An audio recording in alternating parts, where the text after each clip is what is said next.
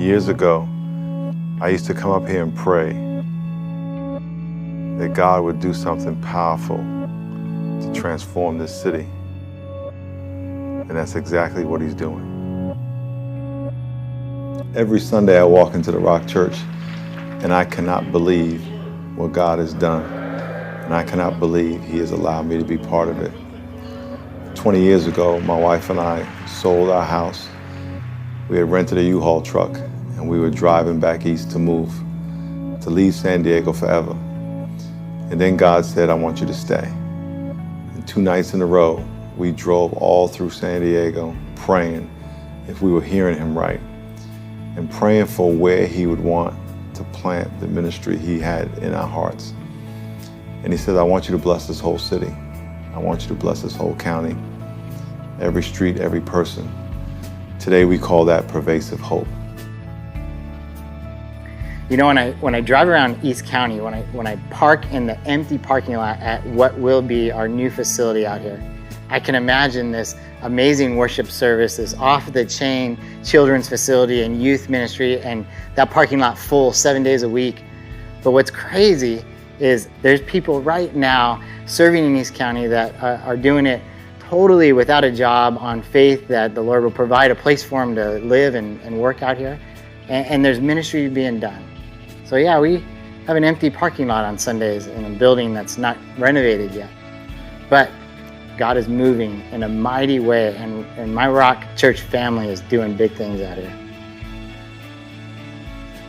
Refinancing the mortgage is going to help ministries like mine thrive and grow and bless people. And ultimately, that's what ministry is all about.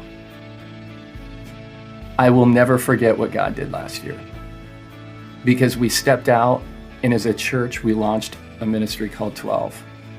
12 young adults from around the United States moved here. They dedicated 9 months of their life to God. And the burden of my heart lately is that there is some student out there somewhere in the United States who wants to come to 12, and they can't come because of finances. They're a percentage of our population, but they are 100% of our future. We've got to invest into them, because if somebody can unlock that leadership, that passion, that drive that's inside of them, if God can draw that out of them, it's going to change the world. Recently, I had a conversation with a lady who came up to me with tears in her eyes to thank me for using my gifts, because she experienced God through technology. She was in a hospital on a Sunday morning because she tried to commit suicide the night before. And she woke up that morning, obviously couldn't go to church, but she turned on her phone and through the app accessed our service. And the same hope we sang of and experienced in this room, she was able to experience there. That's an exciting vision to be a part of. And the fact that that continues to happen every week is pretty exciting. I love this place. I love coming in every day and see people that are fired up about knowing Jesus more, getting discipled, doing something significant with their lives.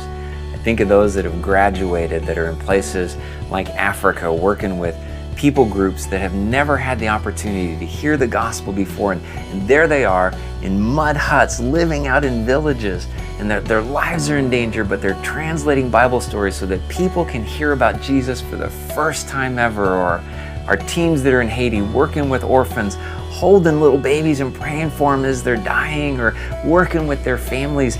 They're taking the little support that they've got and they're not eating themselves so that they can bring food and help save lives. It's just an amazing thing that God is doing. He's moving here in San Diego and he's moving around the world. And for me, that's what Pervasive Hope is all about. Taking what God has blessed us with and taking it to those who have never had the opportunity to receive and experience the hope of God because someone genuinely loves them. I'm so glad that I stayed. I'm so glad that I obeyed. I would have missed out on what God is doing. So what about you?